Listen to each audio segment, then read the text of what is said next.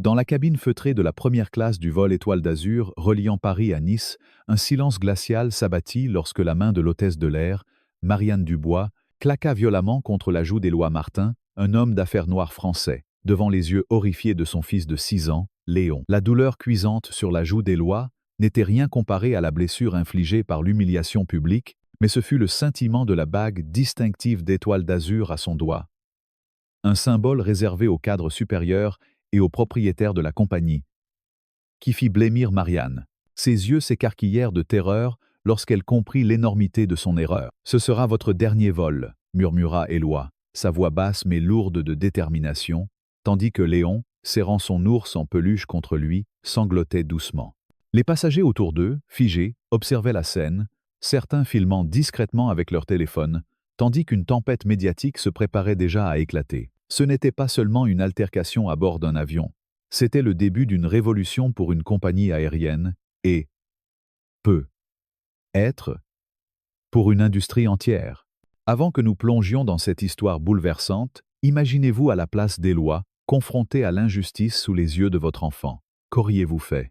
Laissez vos pensées dans vos esprits pour l'instant et remontons le temps pour comprendre comment ce vol, censé être une simple inspection, a viré au cauchemar. Le soleil matinal filtrait à travers les fenêtres de la maison modeste d'Éloi Martin, nichée dans une rue tranquille de la banlieue parisienne, à Boulogne-Billancourt. Malgré une fortune dépassant les 200 millions d'euros, fruit de son génie dans le développement de logiciels de cybersécurité qui protégeaient désormais une grande partie des institutions financières européennes, Éloi vivait sans ostentation. Sa maison, chaleureuse mais sans prétention, était remplie de souvenirs de sa défunte épouse, Claire, emportée par un cancer 3 ans plus tôt. Chaque coin de la maison portait son empreinte. Les rideaux qu'elle avait choisis, les photos de leur voyage à Marseille et les dessins colorés de Léon accrochés au mur. Ce matin-là, Éloi préparait une petite valise pour un voyage d'affaires à Nice, accompagné de Léon, qui sautillait d'excitation à l'idée de prendre l'avion. « Papa, est-ce que je peux emmener Monsieur Haar ?» demanda Léon, brandissant son ours en peluche usée, ses boucles brunes dansant autour de son visage. Éloi sourit, bien que son regard trahît une pointe de mélancolie. « Bien sûr, mon trésor, Monsieur House mérite son premier vol, lui aussi. » Depuis la mort de Claire, élever Léon seul était à la fois son plus grand défi et sa plus grande joie. Chaque milestone de son fils, son premier jour d'école, ses premières paroles en anglais apprises à l'école bilingue, ravivaient le vide laissé par Claire, mais aussi sa détermination à lui offrir un monde meilleur. Ce voyage n'était pas un simple déplacement professionnel. 3 semaines plus tôt, Éloi avait discrètement acquis la majorité des parts d'Étoile d'Azur, une compagnie aérienne française en difficulté financière, connue pour ses problèmes de service client. L'acquisition n'avait pas encore été rendue publique. Seul le conseil d'administration et quelques cadres supérieurs étaient dans le secret. « Je veux découvrir Étoile d'Azur comme un passager ordinaire », avait-il insisté lors d'une réunion avec son équipe exécutive. « Pas de traitement spécial, pas d'annonce. Je veux voir ce que nos clients vivent vraiment. » Son directeur des opérations, Philippe Durand, avait tenté de le dissuader. « Éloi au moins, informe l'équipage de ton identité. C'est plus sûr, surtout avec Léon. » Éloi avait secoué la tête. « Cela ruinerait l'objectif. Je voyagerai en première classe avec mon fils. Mais pour le reste, je serai un passager comme les autres. » En bouclant la valise rose de Léon, ornée d'autocollants de dinosaures, Éloi consulta sa montre. « On y va, mon trésor.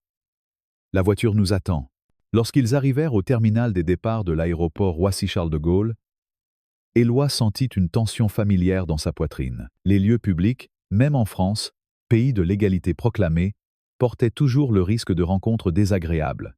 Malgré son succès, il savait que sa couleur de peau pouvait susciter des regards ou des jugements. « Prêt pour l'aventure, Léon ?» demanda-t-il en aidant son fils à descendre de la voiture. « Oui, papa », répondit Léon, serrant M. Hour contre lui, les yeux brillants d'excitation. À l'enregistrement en première classe, les premiers signes de malaise apparurent. L'agent au comptoir, une femme d'une trentaine d'années, leva les yeux vers Éloi et Léon, son sourire s'évanouissant légèrement. « Pour Nice, c'est bien ça ?» demanda-t-elle, son ton plus froid qu'avec les passagers précédents, un couple de retraités blancs. « Oui, Éloi et Léon Martin », répondit Éloi, tendant leurs pièces d'identité. La femme tapa lentement sur son clavier, jetant des regards entre Éloi et son écran. « Et comment avez-vous réservé ces billets de première classe ?» Éloi garda son calme, habitué à ce genre de sous-entendu. « Via le site internet, comme tout le monde. » Elle pinça les lèvres. « Tout semble en ordre. Étonnamment. » Le dernier mot fut murmuré, mais Éloi l'entendit. « Y a-t-il un problème ?» demanda-t-il, sa voix posée. « Non, aucun problème », répondit-elle avec un sourire forcé, lui rendant les cartes d'embarquement. « Bon vol, nieu !» Le passage à la sécurité ne fut pas plus chaleureux. Malgré la file prioritaire pour la première classe, Éloi fut soumis à un contrôle supplémentaire, aléatoire. Léon, perplexe, demanda « Papa, pourquoi ils veulent voir tes chaussures ?» Éloi répondit doucement « Parfois, ils doivent vérifier un peu plus, mon trésor. » Il remarqua que les cadres blancs en costume passaient sans encombre. L'agent de la sécurité, un jeune homme, sembla gêné sous le regard d'Éloi, mais suivit les ordres. À la porte d'embarquement, les regards discrets des autres passagers pesaient sur eux. Éloi, vêtu simplement d'un jean sombre et d'une chemise bleu marine, n'avait rien d'un millionnaire ostentatoire. Mais il savait que ce n'était pas son apparence qui attirait l'attention. « Embarquement pour la première classe », annonça l'agent, scannant leur carte sans un sourire. « Bon vol », ajouta-t-elle mécaniquement. À bord, Éloi guida Léon vers leur siège, 2A et 2B, près du hublot. Il aida son fils à s'installer, rangeant leurs bagages à main dans les compartiments supérieurs. Une hôtesse, Marianne Dubois, une femme blonde d'une quarantaine d'années, s'approcha, son badge bien visible. « Première fois ? En première classe ?» demanda-t-elle, son ton laissant entendre qu'elle connaissait déjà la réponse. « Non », répondit Éloi simplement, bouclant la ceinture de Léon. « Eh bien, juste pour information, ces sièges sont attribués, » insista-t-elle, accentuant le mot « attribué ». Éloi lui tendit leur carte d'embarquement.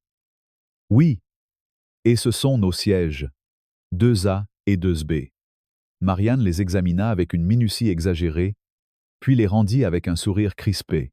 « En effet, c'est charmant pour vous. » Alors qu'elle s'éloignait, Léon tira sur la manche d'Éloi. « Papa, pourquoi la dame est fâchée contre nous ?» Éloi caressa les cheveux de son fils.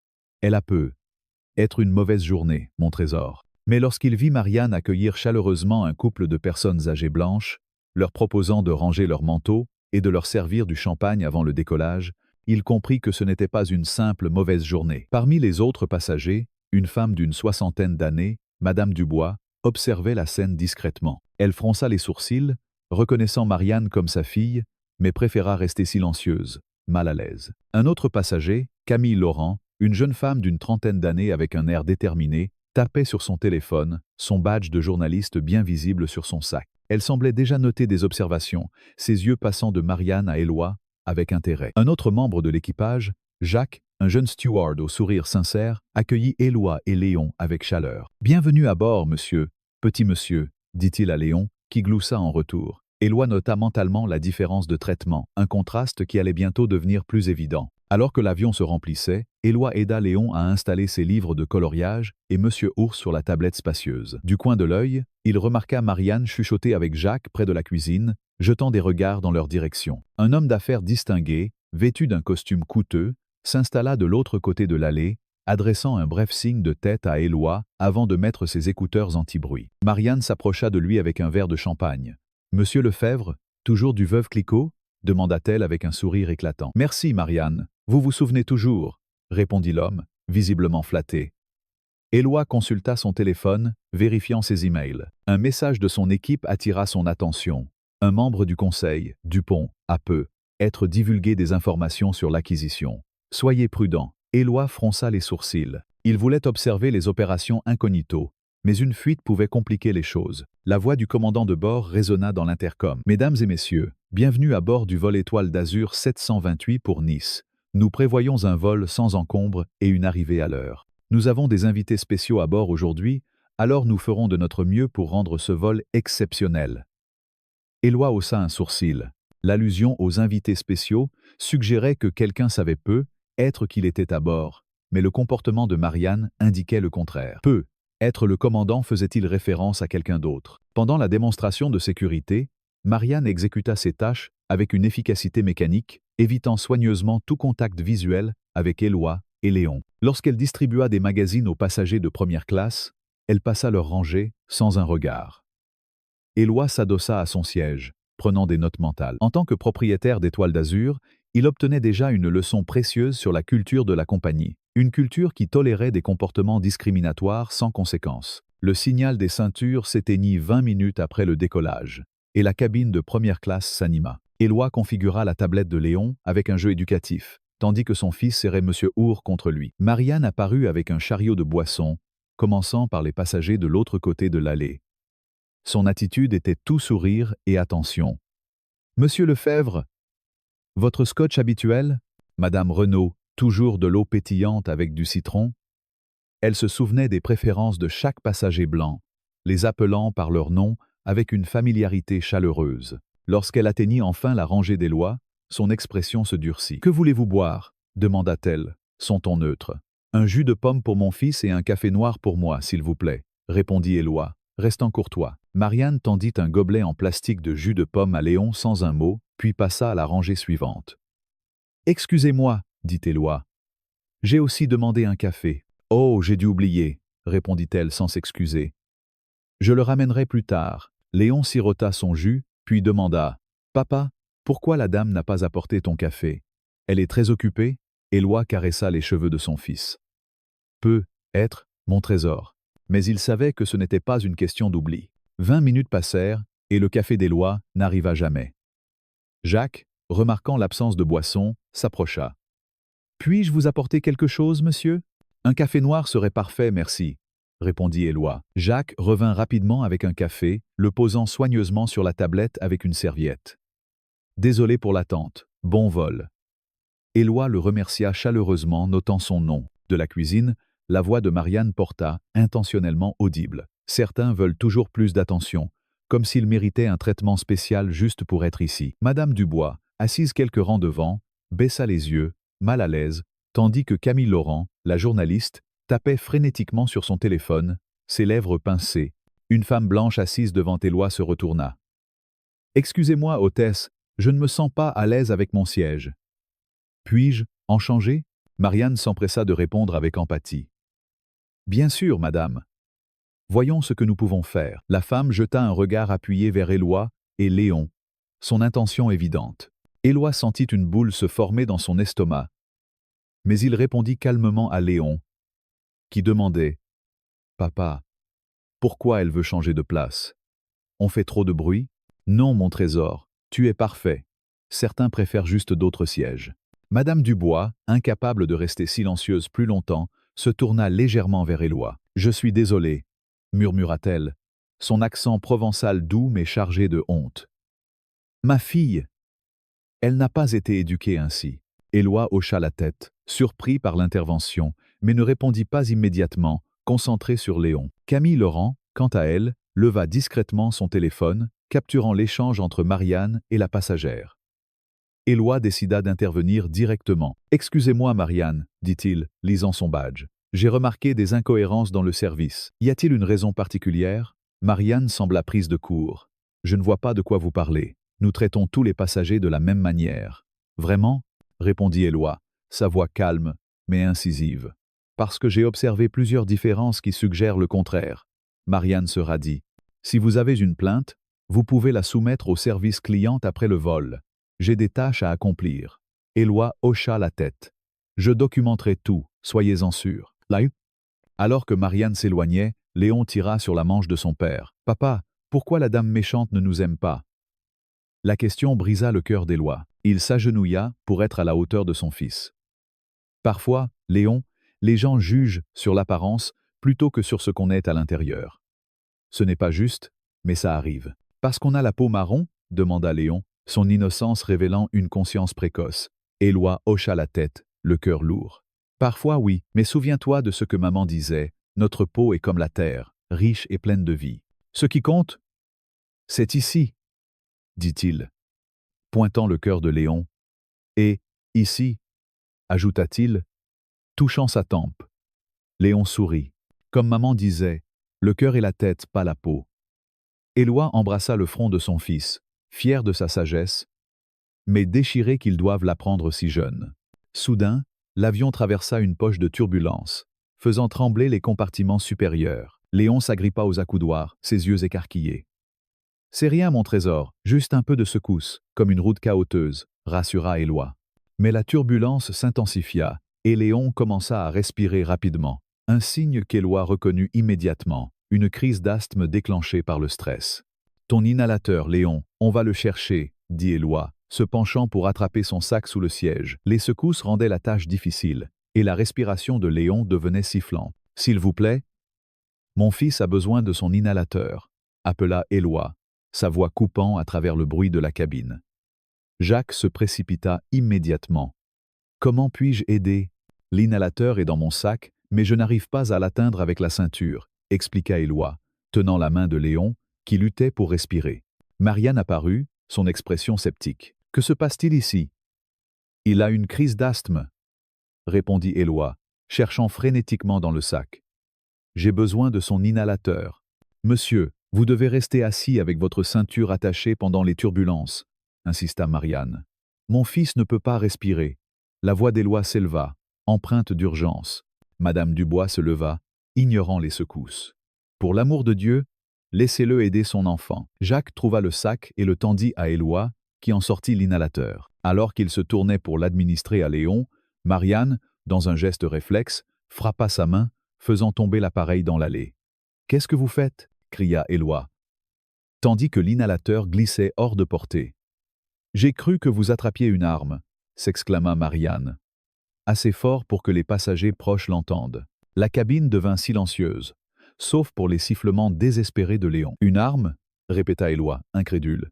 « Mon fils ne peut pas respirer, et vous pensez à une arme » Jacques se précipita dans l'allée, récupérant l'inhalateur sous un siège. « Tenez, monsieur, dit-il, le rendant à Éloi, qui administra rapidement le médicament à Léon. « Respire doucement, mon trésor, inspire, expire, murmura Éloi, tenant son fils alors que sa respiration s'apaisait.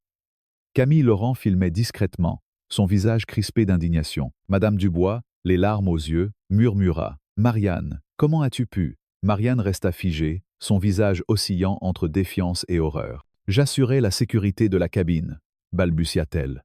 « La sécurité » rétorqua Madame Dubois. « Tu as mis la vie d'un enfant en danger. » Les autres passagers murmurèrent, certains outrés, d'autres mal à l'aise. Éloi se concentra sur Léon, s'assurant que sa respiration était stable. « Ça va mieux » demanda-t-il doucement. Léon hocha la tête, toujours accroché à Monsieur Our. Alors que les turbulences s'atténuaient, Marianne retourna à la cuisine, évitant le regard d'Éloi. Jacques s'approcha avec un verre d'eau pour Léon. « Y a-t-il autre chose dont il a besoin ?»« Du jus de pomme serait parfait, merci, » répondit Éloi. Camille Laurent, incapable de se retenir, s'approcha. « Monsieur, je suis journaliste indépendante. Ce que vous venez de vivre est inacceptable. J'ai tout filmé, et je compte publier cela. Êtes-vous d'accord » Éloi hésita, puis hocha la tête. « Si cela peut empêcher que d'autres vivent la même chose, faites-le. » Camille retourna à son siège, tapant rapidement sur son téléphone. Éloi sentit son propre téléphone vibrer. Un email de Philippe. La fuite sur l'acquisition est confirmée. Certains membres de l'équipage savent peu être qui vous êtes. Éloi soupira. Ce vol, censé être une observation discrète, devenait un scandale public. Une nouvelle vague de turbulences secoua l'avion, plus violente. Léon, encore fragile après sa crise, paniqua, sa respiration redevenant laborieuse. « Papa, j'ai peur » murmura-t-il, ses mains moites. Éloi attrapa son sac pour récupérer l'inhalateur. « On va t'aider, mon trésor. » Mais Marianne réapparut, son ton autoritaire. « Monsieur, posez vos mains où je peux les voir. » Éloi la dévisagea, incrédule. « Mon fils a une autre crise d'asthme. Posez ce que vous tenez sur la tablette, lentement, » ordonna-t-elle. Éloi leva l'inhalateur. « C'est son inhalateur. Le même qu'avant. Il en a besoin maintenant. » Marianne tendit la main. « Je dois l'inspecter. Il n'y a pas de temps. » protesta Éloi, tandis que Léon sifflait de plus en plus fort. Dans la confusion, Marianne repoussa la main d'Éloi, faisant tomber l'inhalateur à nouveau. « Non » cria Éloi, détachant sa ceinture pour le récupérer. Marianne lui barra le chemin. « Restez assis. » Madame Dubois se leva à nouveau, défiant les turbulences. Marianne, arrête ça tout de suite. Jacques, voyant la gravité de la situation, plongea sous un siège pour récupérer l'inhalateur et le rendit à Éloi, qui l'administra à Léon. « Respire, mon trésor » murmura-t-il, tandis que Léon, épuisé, commençait à se calmer. La cabine était silencieuse, les passagers choqués. Camille filmait toujours, son visage rouge de colère. « Vous avez pensé qu'il sortait une arme » demanda Madame Dubois à sa fille, sa voix tremblante. « C'est absurde » Marianne bafouilla. Les protocoles de sécurité. Les protocoles ne mettent pas des enfants en danger, rétorqua un autre passager. Éloi, tenant Léon contre lui, fixa Marianne. Vous avez délibérément empêché mon fils de respirer. Par 2 fois. Marianne, acculée, répondit. J'assurais la sécurité. Vos mouvements étaient suspects. Suspects? Répéta Éloi, sa voix vibrante de colère contenue. Un père qui sauve son enfant est suspect? Léon, la voix faible, murmura. Papa, pourquoi elle ne veut pas que je respire? La question, prononcée assez fort pour être entendue, fit taire la cabine. Les larmes montèrent aux yeux d'Éloi. Elle ne comprend pas, mon trésor, mais tu es en sécurité maintenant. Camille, bouleversée, murmura à Éloi. Cette vidéo est déjà en ligne, les gens doivent voir ça. Éloi hocha la tête, conscient que la situation échappait à son contrôle. La voix du commandant retentit. Mesdames et messieurs, nous avons traversé les turbulences. Vous pouvez reprendre vos activités. Éloi vérifia l'état de Léon, qui s'endormait sous l'effet des médicaments. Jacques revint avec du jus de pomme. Comment va-t-il?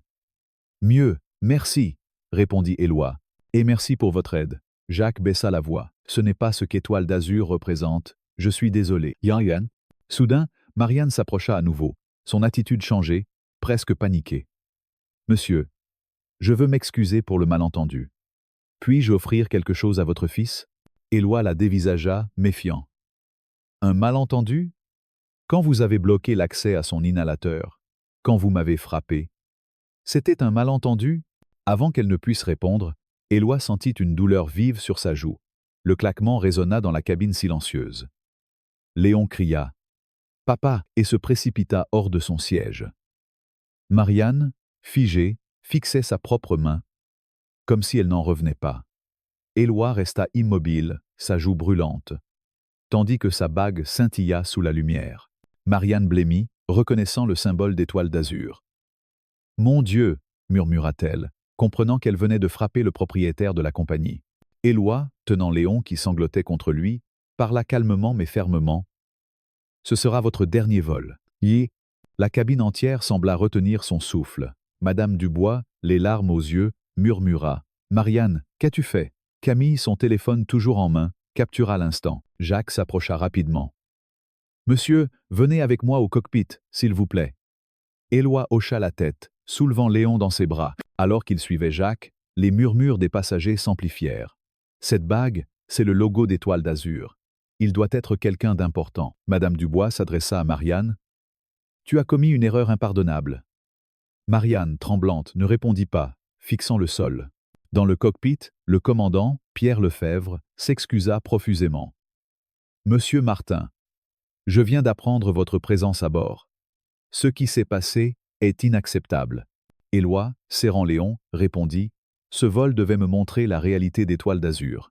Il l'a fait, mais pas comme je l'espérais. Il savait que ce n'était que le début d'un long combat pour changer non seulement une compagnie, mais une industrie entière. » L'aéroport Charles de Gaulle, habituellement un ballet bien orchestré de voyageurs pressés et de chariots à bagages, s'était transformé en un théâtre chaotique lorsque Éloi Martin, tenant fermement la main de son fils Léon, descendit de la passerelle du vol Étoile d'Azur. Une foule de journalistes, leurs micros tendus comme des lances, s'agglutinait déjà derrière les barrières de sécurité, leurs flashs crépitant dans l'air saturé d'une tension palpable. « Monsieur Martin, pouvez-vous commenter l'incident » cria une voix, tandis qu'une autre lançait.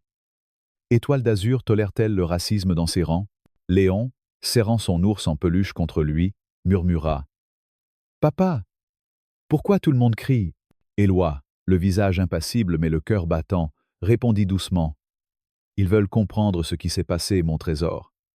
Ne t'inquiète pas, je suis là. » À peine avait-il franchi la porte vitrée du terminal qu'un écran géant dans la zone des arrivées diffusait la vidéo de Camille Laurent, la journaliste freelance qui avait capturé chaque instant de l'altercation à bord. Les images, brutes et accablantes, montraient Marianne Dubois repoussant l'inhalateur de Léon, puis frappant Éloi, tandis que la voix tremblante du petit garçon demandait « Pourquoi elle ne veut pas que je respire ?» En moins de 2 heures, la vidéo avait atteint des millions de vues sur les réseaux sociaux, déclenchant une tempête médiatique qui secouait non seulement Étoile d'Azur, mais l'ensemble de l'industrie aérienne française. Éloi, conscient que ce moment marquerait un tournant, prit une profonde inspiration. Il n'était plus seulement un père protégeant son fils, Il était désormais le visage d'une cause bien plus grande. Le hall des arrivées bourdonnait d'une énergie fébrile. Les agents de sécurité, dépassés, tentaient de contenir les journalistes et les curieux qui s'étaient rassemblés, alertés par le hashtag « Justice pour Léon » qui dominait déjà les tendances sur les réseaux sociaux. Éloi, vêtu de son habituelle tenue sobre, un jean foncé et une chemise bleu marine, contrastait avec l'image qu'on pourrait attendre d'un millionnaire. Pourtant, la bague d'étoiles d'azur à son doigt, un simple anneau d'argent orné du logo en forme d'étoile, attirait les regards comme un phare dans la tempête. Philippe Durand, son directeur des opérations, un homme élancé aux lunettes rondes et à l'air inquiet, se fraya un chemin à travers la foule. « Éloi, on doit te sortir d'ici » murmura-t-il, jetant des regards nerveux aux caméras. « Une voiture t'attend à l'arrière. » Éloi secoua la tête. « Pas encore, Philippe. Si je fuis maintenant, je donne l'impression d'avoir honte. Ce n'est pas le cas. » Il baissa les yeux vers Léon, qui semblait dépassé par le vacarme. « Tu veux aller avec Philippe pour un jus de pomme, mon trésor ?» Léon hocha la tête. Et Philippe, après un moment d'hésitation, guida l'enfant vers une zone plus calme. Suivi par un agent de sécurité, Éloi se tourna vers la foule de journalistes. Il n'avait pas prévu de parler si tôt. Son plan initial était d'analyser les dysfonctionnements d'Étoile d'Azur en privé avant d'annoncer son acquisition. Mais la situation ne lui laissait plus le choix. Il monta sur une estrade improvisée, un simple podium utilisé pour les annonces de vol. Les flashs redoublèrent, et un silence relatif s'installa. « Mesdames et messieurs » commença-t-il, sa voix claire et ferme, teintée d'un accent parisien raffiné. « Je m'appelle Éloi Martin. Je suis le père de Léon, un petit garçon de 6 ans qui a été victime, aujourd'hui, d'un traitement inacceptable à bord d'un vol Étoile d'Azur. » Il marqua une pause, laissant ses mots résonner. « Ce que vous avez vu dans cette vidéo n'est pas un incident isolé. C'est le symptôme d'un problème systémique, non seulement dans cette compagnie, mais dans une industrie qui trop souvent ferme les yeux sur les discriminations. » Les murmures s'intensifièrent. « Je suis également le nouveau propriétaire d'Étoile d'Azur, » ajouta-t-il, levant légèrement la main pour montrer sa bague. Un hoquet collectif parcourut la foule. « Et je vous promets ceci. Ce qui s'est passé aujourd'hui ne se reproduira plus. Pas sous ma direction. » Les questions fusèrent immédiatement. « Allez-vous poursuivre Marianne Dubois? Étoile d'Azur va-t-elle s'excuser officiellement ?» Éloi leva une main pour demander le calme. « Mon fils a failli perdre la vie à cause de préjugés. Mon combat n'est pas contre une seule personne, mais contre un système qui permet à ces comportements de prospérer. Étoile d'Azur changera, non pas par des mots, mais par des actions concrètes. » Il conclut en disant « Merci. Je dois rejoindre mon fils maintenant. » Alors qu'il quittait le podium, les applaudissements de certains spectateurs se mêlèrent aux cris des journalistes demandant plus de détails. Éloi sentit son téléphone vibrer sans cesse. Messages de son équipe, notifications des réseaux sociaux, et même un appel de la ministre des Transports, qu'il ignora pour le moment. Dans une salle de réunion privée de l'aéroport, Éloi retrouva Léon, qui sirotait un jus de pomme, assis sur les genoux de Philippe. « Papa, tu as parlé à la télé ?» demanda l'enfant, les yeux écarquillés. Éloi sourit, caressant ses boucles. « Pas tout à fait, mon trésor, mais j'ai dit ce qui devait être dit. » Philippe, l'air grave, murmura. « La vidéo est partout, Éloi. Les actions d'Étoile d'Azur chutent en bourse, et le conseil d'administration panique. Ils veulent une déclaration officielle pour limiter les dégâts. » Éloi hocha la tête. « Ils auront leur déclaration, mais pas pour sauver la bourse, pour sauver cette compagnie. » Il demanda à Philippe d'organiser une réunion d'urgence avec les cadres supérieurs dès leur retour à Paris et de préparer un communiqué condamnant l'incident tout en annonçant une réforme immédiate. Pendant ce temps, à quelques mètres de là, Marianne Dubois était escortée hors de l'avion par la sécurité de l'aéroport. Elle avait été suspendue sur le champ, mais son visage, figé dans un mélange de défi et de panique, trahissait son incapacité à saisir l'ampleur de la situation. Dans la salle d'attente réservée à l'équipage, elle fut confrontée à sa mère, Madame Dubois, qui l'attendait, les joues rougies par la honte. « Marianne, comment as-tu pu ?» demanda-t-elle, sa voix tremblant. « Cet homme, cet enfant, tu les as traités comme des criminels. » Marianne, les bras croisés, répondit avec amertume. « Maman, j'ai suivi les protocoles. Il était agressif. Il a détaché sa ceinture pendant les turbulences. J'ai cru qu'il représentait un danger. » Madame Dubois secoua la tête. « Un danger? Un père qui voulait sauver son fils? Marianne, c'est toi qui as créé le danger. » Elle baissa la voix, ajoutant « J'ai appris qu'il est le propriétaire d'Étoile d'Azur. Tu as non seulement humilié un homme, mais tu as peu, être détruit ta carrière. Marianne blêmit, ses mains tremblant légèrement. Le propriétaire? Murmura-t-elle, repensant à la bague qu'elle avait vue scintiller sur la main d'Éloi. Avant qu'elle ne puisse répondre, Sophie Garnier, une avocate engagée par le syndicat des hôtesses de l'air, entra dans la pièce. Marianne, nous devons discuter de votre défense, dit-elle d'un ton professionnel. La vidéo est accablante, mais nous pouvons plaider un malentendu lié au stress des turbulences. Madame Dubois intervint. Sophie, ce n'était pas un malentendu.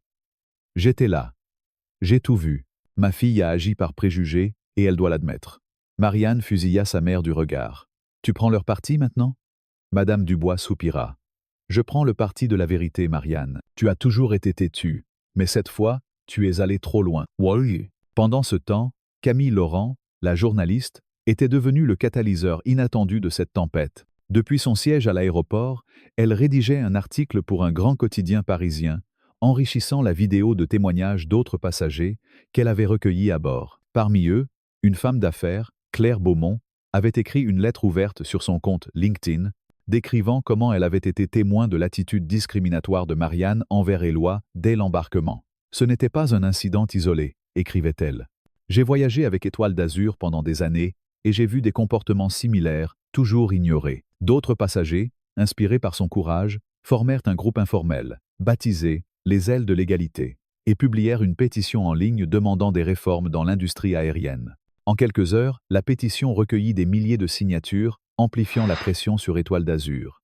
Éloi, de retour dans un bureau temporaire prêté par l'aéroport, reçut un appel de Camille. « Monsieur Martin, votre histoire inspire déjà des milliers de personnes, » dit-elle, son ton vibrant d'excitation. « Mais j'ai appris quelque chose d'inquiétant. Marianne a été impliquée dans un incident similaire il y a 2 ans. Une plainte pour discrimination déposée par un passager sénégalais. La compagnie l'a étouffée et elle n'a reçu qu'un avertissement. » Éloi fronça les sourcils. « Comment savez-vous cela ?» Camille hésita. « Disons que j'ai des sources dans l'industrie. Voulez-vous que je creuse ?» Éloi réfléchit. « Oui. Mais soyez prudente. Et merci pour ce que vous faites. » Après avoir raccroché, il envoya un message à Philippe. « Vérifiez les archives des plaintes contre Marianne Dubois. Si c'est vrai, le problème est plus profond que je ne le pensais. » Ce soir-là, Éloi emmena Léon dans un petit hôtel près de Nice, loin du tumulte médiatique. Assis sur le lit, Léon dessina un avion sur une feuille, avec des étoiles autour. « Papa, est-ce que les gens sur les avions seront gentils maintenant ?» demanda-t-il, ses yeux pleins d'espoir. Éloi sentit une boule dans sa gorge. « Pas encore, mon trésor, mais on va essayer de rendre les choses meilleures. » Léon hocha la tête, puis ajouta « Comme maman voulait que tout le monde soit gentil avec tout le monde. » Éloi sourit, repensant à Claire, dont la passion pour la justice sociale l'avait toujours inspiré. « Exactement, murmura-t-il, embrassant le front de son fils. Le lendemain matin, Éloi reçut un appel urgent de Philippe. « Éloi, le conseil veut te rencontrer immédiatement.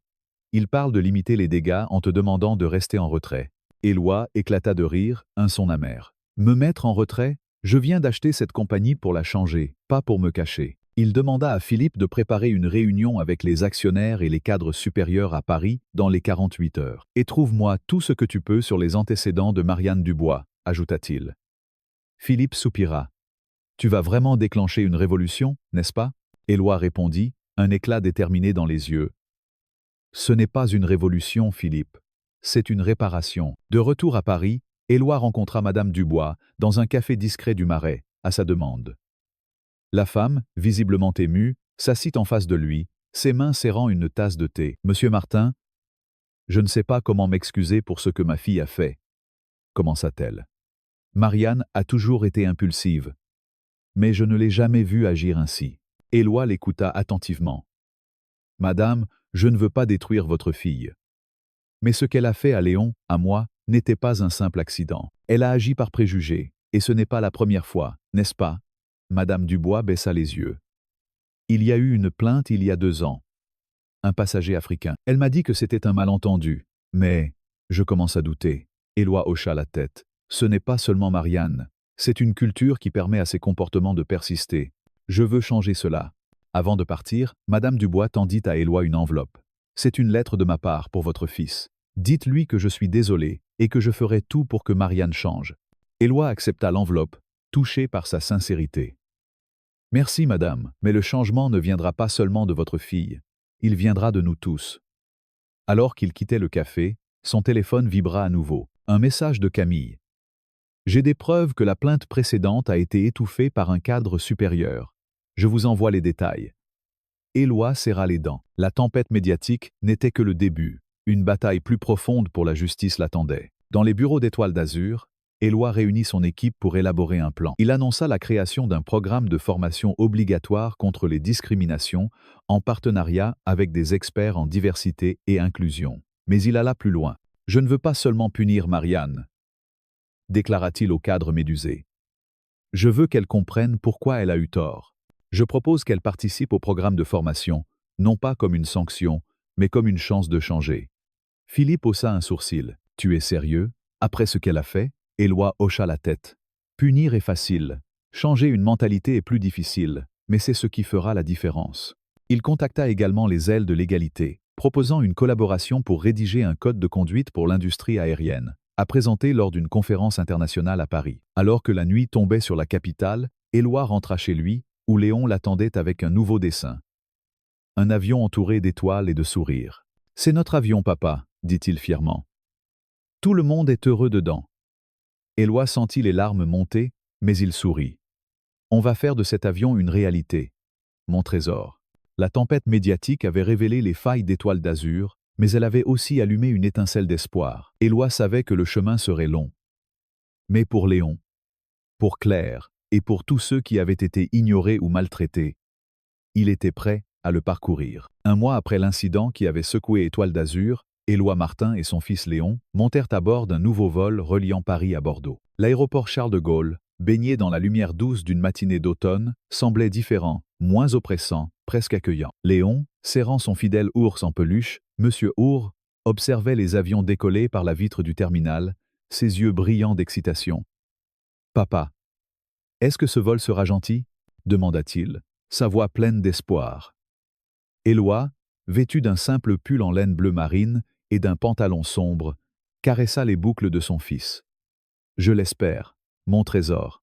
On va voir ensemble. » À peine avait-il franchi la porte d'embarquement qu'une hôtesse, une jeune femme nommée Amélie, s'approcha avec un sourire chaleureux. « Bienvenue à bord, Monsieur Martin, Léon, » dit-elle, tendant à Léon un petit badge en forme d'étoile. « C'est un cadeau pour notre passager préféré. » Léon gloussa, épinglant le badge sur sa veste avec fierté. Éloi remarqua immédiatement la différence.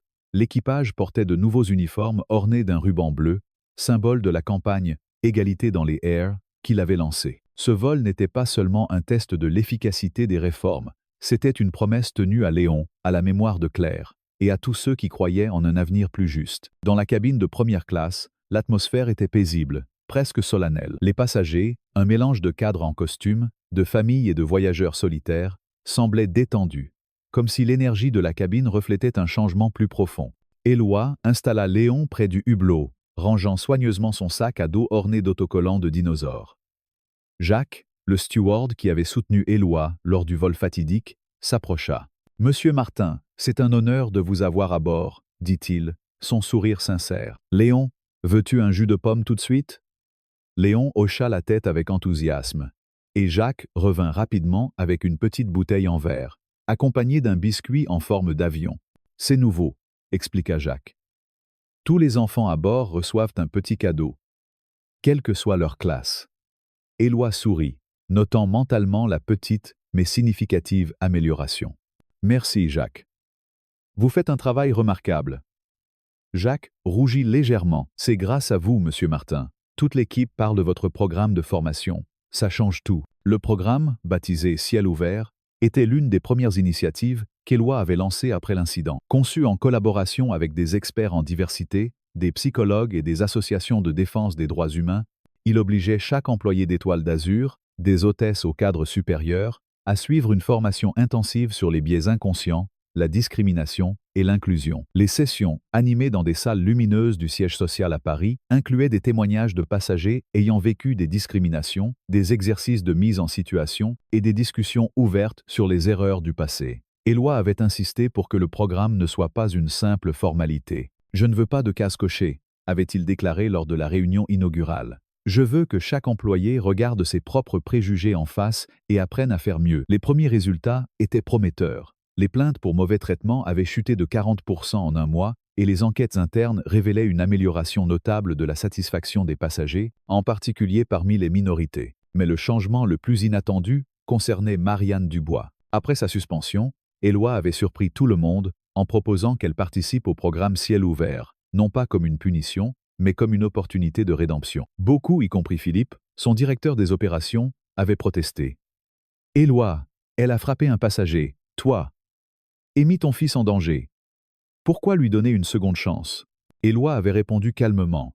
« Parce que la punir ne change rien au système qui l'a laissé agir ainsi. Si elle peut apprendre, si elle peut changer, alors nous prouvons que le changement est possible pour tous. » Marianne, initialement réticente, avait accepté sous la pression de sa mère, Madame Dubois, et d'une injonction de l'entreprise. Lors des premières sessions, elle était restée silencieuse, les bras croisés, son visage fermé. Mais au fil des semaines, les témoignages des participants, dont celui d'un passager sénégalais qui avait vécu une expérience similaire à bord d'un vol Étoile d'Azur, avaient commencé à fissurer sa carapace. Lors d'une session, elle avait pris la parole pour la première fois, la voix tremblante. « Je pensais que je faisais mon travail. Mais je vois maintenant que j'ai jugé trop vite, à cause de préjugés que je ne savais même pas que j'avais.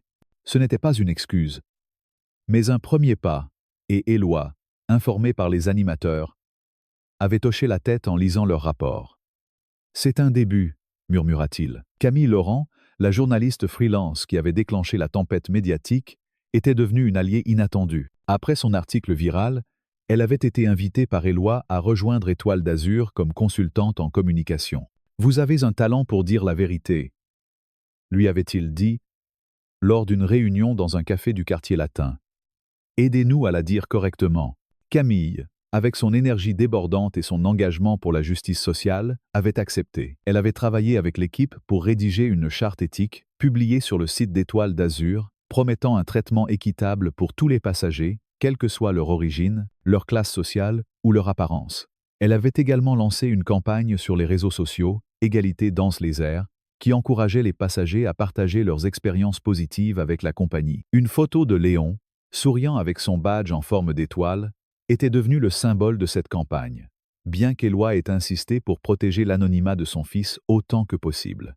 Madame Dubois, de son côté, s'était investie dans la cause. Après sa rencontre émouvante avec Éloi, elle avait rejoint les ailes de l'égalité, le groupe de passagers qui s'était formé spontanément après l'incident. Ensemble, ils avaient organisé des ateliers communautaires dans des écoles et des centres culturels parisiens, sensibilisant les jeunes aux dangers des préjugés. Lors d'un événement à Belleville, Madame Dubois avait partagé son propre témoignage, la voix brisée. « J'ai vu ma fille commettre une erreur terrible. Mais j'ai aussi vu un homme, Éloi Martin, choisir la compassion plutôt que la vengeance. Cela m'a donné espoir que nous pouvons tous changer. » Son discours, diffusé en direct sur les réseaux sociaux, avait touché des milliers de personnes, renforçant l'élan pour les réformes d'Étoile d'Azur. À bord du vol pour Bordeaux, Éloi observait les interactions entre l'équipage et les passagers. Les hôtesses, formées récemment, circulaient avec une aisance nouvelle, s'adressant à chaque passager par son nom, une pratique instaurée pour renforcer le sentiment d'égalité. Lorsqu'une femme maghrébine en classe économique demanda un coussin supplémentaire, l'hôtesse Amélie le lui apporta avec un sourire, sans la moindre hésitation. Éloi nota également que les annonces du commandant, une femme nommée capitaine Sophie Leroux, étaient désormais bilingues, en français et en anglais, avec des sous-titres projetés sur les écrans pour les passagers malentendants, une autre amélioration issue des retours des ailes de l'égalité. Léon, absorbé par un livre de coloriage, leva les yeux. « Papa, tout le monde est gentil ici, c'est comme l'avion de mon dessin. » Éloi sourit, repensant au dessin de Léon, intitulé « L'avion heureux », qu'il avait fait encadrer et accrocher dans le hall du siège d'Étoile d'Azur à Paris. L'image, avec ses étoiles et ses sourires multicolores, était devenue un symbole interne de la mission de la compagnie. Quelques jours plus tard, Éloi organisa une conférence internationale à l'hôtel de Crillon, un lieu emblématique de Paris, réunissant des représentants des grandes compagnies aériennes européennes, des experts en diversité et des membres des ailes de l'égalité. L'événement, intitulé « Vers un ciel égalitaire », visait à établir des normes communes pour lutter contre la discrimination dans l'industrie aérienne. Éloi monta sur scène, vêtu d'un costume gris anthracite, sa bague scintillant sous les projecteurs. « Mesdames et messieurs, commença-t-il, il y a un mois, mon fils Léon m'a demandé pourquoi certaines personnes sur un avion n'étaient pas gentilles avec nous. Cette question, si simple, a révélé une vérité profonde. Notre industrie a trop longtemps ignoré les injustices qui se produisent à 30,0 pieds d'altitude. » Il présenta la charte éthique d'Étoile d'Azur, désormais adoptée par 3 autres compagnies européennes, et annonça la création d'un fonds pour financer des formations similaires dans des compagnies plus petites. Les applaudissements retentirent, mais Éloi savait que le véritable travail commençait maintenant. Marianne, présente dans l'audience à l'invitation d'Éloi, écoutait en silence. Après la conférence, elle s'approcha de lui, hésitante. « Monsieur Martin, je voulais vous remercier, » murmura-t-elle. « Le programme m'a ouvert les yeux. Je ne peux pas effacer ce que j'ai fait, mais je veux faire mieux. » Éloi hocha la tête. « C'est tout ce que je demande, Marianne. Continuez ce travail, pas seulement pour vous, mais pour ceux qui voyageront avec vous. » Elle acquiesça, les larmes aux yeux, et s'éloigna, accompagnée de sa mère, qui lui serra la main avec fierté. Ce soir-là, de retour chez lui à Boulogne-Billancourt, Éloi s'assit dans le salon, entouré des photos de Claire et des dessins de Léon. Il ouvrit l'enveloppe que Madame Dubois lui avait donnée un mois plus tôt, qu'il n'avait pas encore lue. À l'intérieur, une lettre manuscrite disait « À Léon, petit héros, je suis désolé pour la douleur que ma fille t'a causée. Sache que tu as inspiré une vieille femme à croire en un monde meilleur. Merci. » Éloi sourit, pliant la lettre soigneusement. Il rejoignit Léon, qui dormait déjà, son ours en peluche contre lui. En regardant son fils, Éloi sentit la présence de Claire, comme une brise légère. « On l'a fait, mon amour, » murmura-t-il. « Pas seulement pour nous, mais pour tout le monde. » Étoile d'Azur n'était plus seulement une compagnie aérienne. Elle était devenue un symbole d'espoir, un modèle pour une industrie en quête de rédemption. Les réformes d'Éloi, soutenues par Camille, Madame Dubois et des milliers de passagers, avaient planté une graine.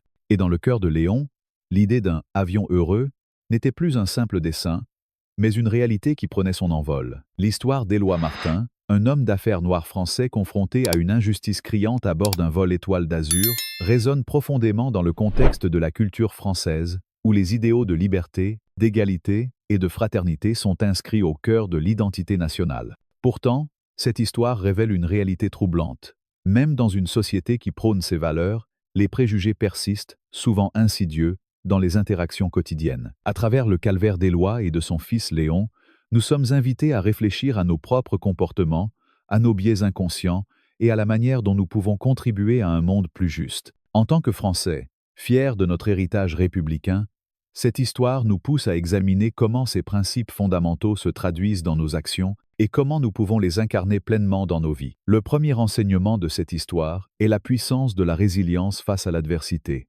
Éloi, malgré l'humiliation et la douleur infligées par Marianne Dubois, choisit de ne pas céder à la colère ou à la vengeance.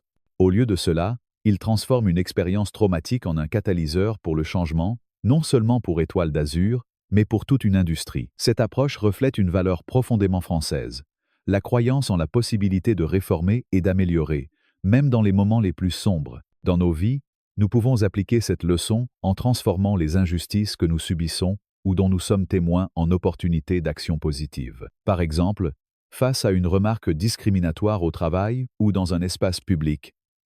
Plutôt que de répondre par l'hostilité, nous pourrions ouvrir un dialogue, poser des questions ou signaler le problème de manière constructive, comme Éloi l'a fait en proposant une formation pour Marianne plutôt qu'une simple sanction.